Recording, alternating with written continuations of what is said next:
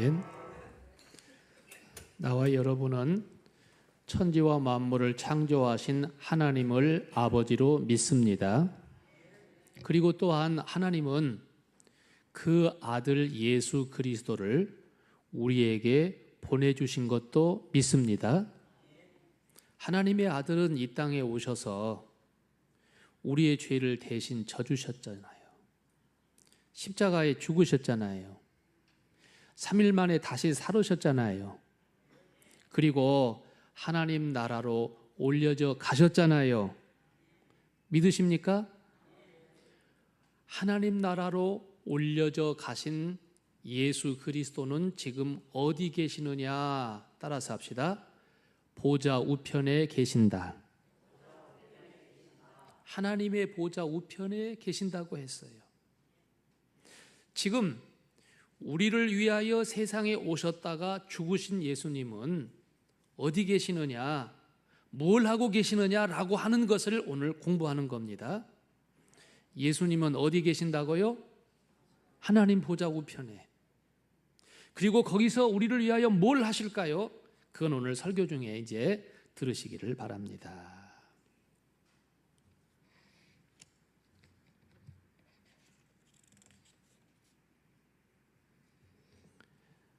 하나님 나라로 올려져 갔는데 하나님의 나라란 공간, 스카이, 공간 2층, 5층, 100층 그 공간을 말하는 스카이가 아니라 하나님의 나라 헤븐, 하나님의 나라 헤븐 천국, 하나님의 나라 천국, 천국에 가셨어요. 그리고 지금 어디에 계시냐면 하나님의 보좌 우편에 계신다. 보좌 우편이라면 저 좀 봐주세요. 하나님의 보좌가 여기 있다면 우편입니다. 이쪽이 우편입니다. 여러분이 앉아 계실 때는 그쪽을 뭐라고 부르는가요? 좌편이라고 말하지요. 여러분이 앉아 계실 때는 좌편이라고 말해요. 저는요, 연속 사극을 보면서 영의정 납시오, 우의정 납시오, 좌의정 납시오. 그래서 누가 더 높은 사람인가 하고 살펴보았어요. 자, 영의정이 세 정승 중에서 제일 높은 사람은 알 거예요. 자, 그럼 그 다음에 우의정이 높을까요? 좌의정이 높을까요? 네? 우의정이 높을까요? 좌의정이 높을까요? 정답은 좌의정이 더 높습니다. 자, 저 좀 봐주세요. 임금의 용상이 여기 있고 임금의 오른손 쪽에 있는 정승의 이름이 좌의정이에요. 좌의정이 이쪽에 있어요. 그쪽에서 볼 때 왼쪽에 있기 때문에 좌의정인 거예요. 그러나 임금이 볼 때는 오른쪽에 있고요. 그래서 직무 수행을 보니까 영의정 다음에 좌의정이 아주 중요한 직무를 맡더라고요. 대부분은 뭘 맡냐면 왕과 왕자의 건강을 책임지는 내의원의 총대장, 또 그 다음에 뭘 맡냐면은 전국의 병마, 병권을 관장하는 지금 국방부 장관의 임무를 맡더라고요. 그래서 좌의정의 자리가 영의정의 자리보다 위에 있더라. 저는 뭐 영의정, 좌의정 말을 하고자 함이 아니라 승천하신 예수님이 어디에 가셨느냐? 하나님 나라에 갔는데 그러면 어디에 계시느냐? 하나님의 보좌 우편에 앉으셨다. 그 말은 하나님 다음으로 그런 뜻이기도 해요. 이해해 주세요. 하나님의 다음으로라고는 그런 뜻도 돼요. 하나님의 보좌 우편에 앉았다고 하는 말은 무슨 말이냐면 아주 능력 있는 곳에 계신다라고 하는 말이에요. 하나님 보좌 안에 우편에 앉았다는 말은 오른쪽에 앉았다, 왼쪽에 앉았다 그 말이 아니고 하나님과 함께 계시는데 그와의 본래의 관계. 자, 저 좀 봐요. 원래 예수님은 육신을 입고 오시기 전에 하나님과 함께 계신 분이에요. 영이란 말이에요. 영이라고요. 하나님과 함께 계신 영이었어요. 그런데 보내심을 받아서 육신을 입고 세상에 오셨으므로 그분을 우리가 이름이 있어야 하잖아요. 사람이 태어나면 이름을 지어주잖아요. 그 이름을 만세 전부터 지어줬잖아요. 임마누엘이라고 하라고. 그리고 처녀의 몸에서 태어날 것이라고. 그가 백성들의 죄를 대신하는 자라고. 어찌 아멘 안 해주세요? 그렇게 예수 그리스도로 오셨단 말이에요. 그리고는 하나님의 명하신 대로, 하나님의 뜻대로 내 원대로 마시고 아버지의 뜻대로 되기를 원합니다. 아버지의 뜻대로 죽기까지 하시고, 그렇게 순종하신 그분을 하나님이 죽음의 권세에서 살려내시고 하나님의 보좌 우편으로 오르게 하셨단 말이에요. 보좌 우편이라는 말은 본래 하나님과의 관계가 회복되었다라고는 말이에요. 본래 관계로 돌아갔다고 하는 그런 뜻이에요. 그러면 예수님은 하나님의 보좌 우편에서 뭘 하고 계시느냐? 34절, 우리를 위하여 간구하는 일을 해 주신대요.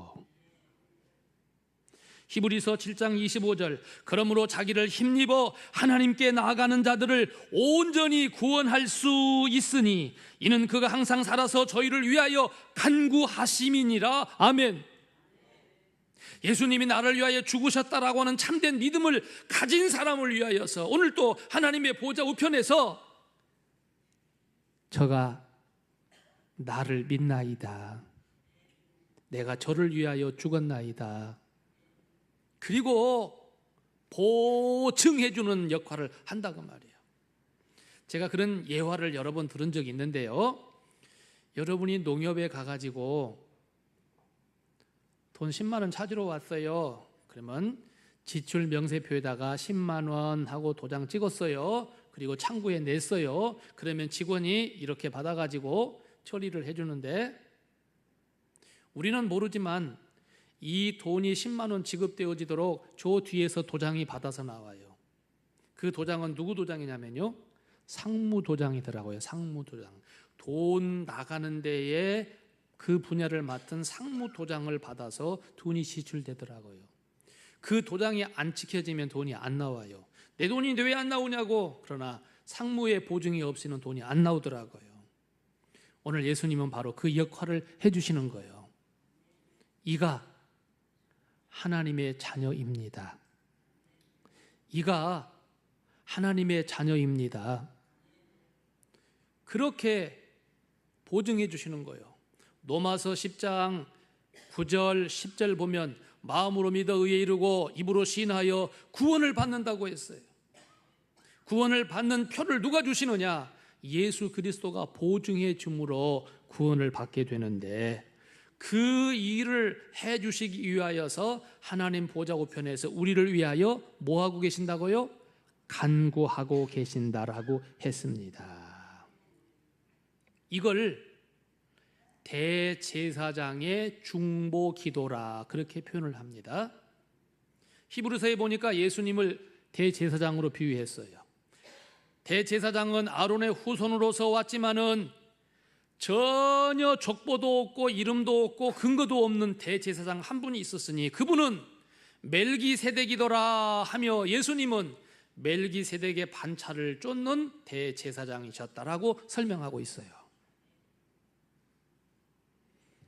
대제사장 되신 예수님께서 지금도 한없는 사랑으로 우리를 위하여 중보의 기도를 드리고 계신다는 사실을 믿으시기 바랍니다. 구원받은 자들이 사단의 올무에 빠지지는 않을까? 악한 자의 꾀를 쫓지는 않을까? 죄인의 길에 서지는 아니할까? 오만한 자리에 앉으면 앉을 텐데, 이렇게 기도하고 계신다는 것입니다. 오늘 본문 읽지 못했지만 그 밑에 절 38절, 39절을 한번 보실까요? 성경 띄워주세요. 38절 시작. 내가 확신하노니 사망이나 생명이나 천사들이나 권세자들이나 현재일이나 장래일이나 능력이나 높음이나 깊음이나 다른 어떤 피조물이라도 우리를 우리 주 그리스도 예수 안에 있는 하나님의 사랑에서 끊을 수 없으리라. 아멘. 하나님을 믿는 자녀를 끊어가지 못하도록 그 역할을 해주시고 기도하고 계시는 분이 바로 승천하여서 보좌 우편에 앉으신 예수님이 하시는 일이라고 설명해 주었습니다. 하나님 보좌 우편에 앉아 계시다가 그분은 다시 오십니다. 굉장히 중요한 말을 했는데요. 하나님의 보좌 우편에 앉으셔서 우리를 위하여 늘 간구해 주시는 그분이 다시 오실 것입니다.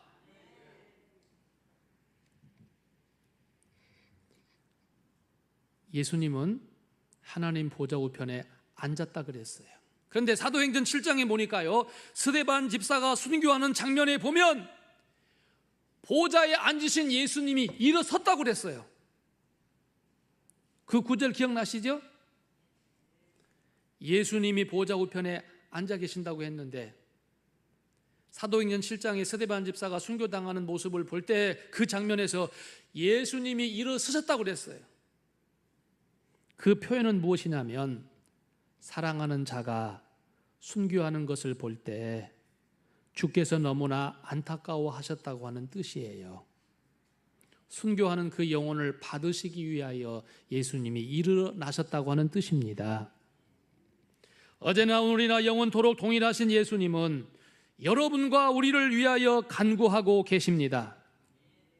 우리가 잘못된 길에 들어서면 부모의 심정으로 안타까워하십니다. 염려하십니다. 그래서 이걸 뭐라고 표현했냐면 성령의 말할 수 없는 탄식이라고 하였습니다. 우리가 기도하면 우리의 기도를 들으시고 도와주십니다. 그러기에 우리가 승리할 수 있는 것입니다. 우리는 사실 의지가 약하여서 내 본래의 마음대로 본심대로 못할 때가 참 많아요. 본래 본심은 그러지 않았어도 의지가 약하여서 위협을 당하면 너 예수 믿으면 안 돼? 그럴게요 라고 할 때도 있어요. 내가 의도하지 아니하는 다른 말, 피하여 가려고 하는 말도 할 수 있어요. 하지만 주님이 우리를 아시기 때문에 우리를 붙들어 주시고 그래도 보증하여 주십니다.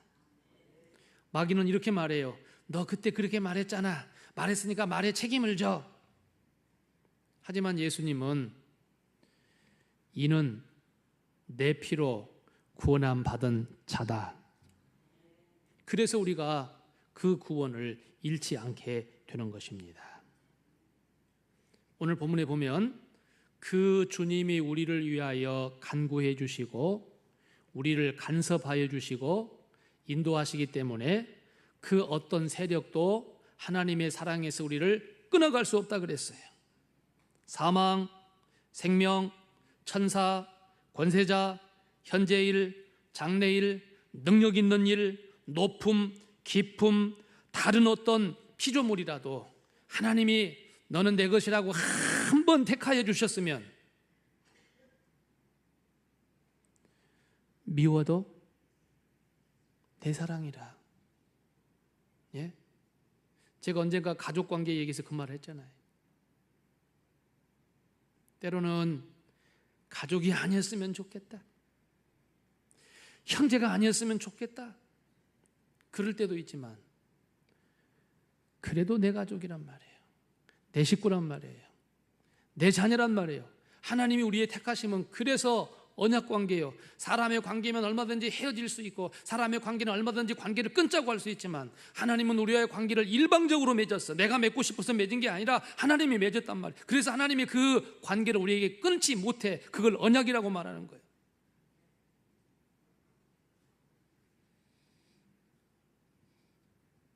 자, 이제 오늘 말씀을 마칩니다. 하나님의 뜻을 따라 육신을 입고 세상에 오신 예수님은 30여 년을 사셨고 아버지의 계획대로 뜻대로 십자가에 죽으셨습니다. 하나님은 그렇게 죽기까지 복종한 자를 전능하신 하나님이시니까, 우리가 처음에 배웠잖아요. 전능하신 하나님, 창조하시는 하나님, 아시는 하나님, 모든 것을 행하시는 하나님, 있으라 하면 있게 되어지는 하나님, 그 하나님이 예수 그리스도를 살리셔서 하나님 나라로 올라오게 하시고, 그분이 지금 어디에 계신다고요? 하나님의 보좌 우편에 앉아 계시면서 그분이 하시는 일이 뭐라고요? 우리를 위하여 간구하여 주시는 일을 하고 계신다. 이제 결론이지만 다시 한번 물어요. 그분이 앞으로 어떻게 한다고요? 다시 오신다. 그분이 어떠신다고요? 다시 오신다. 하나님은 십자가에 죽었다가 살으신 예수님에게 철창 권세를 주어서 재림주로 이 땅에 다시 오게 하십니다. 기도하겠습니다.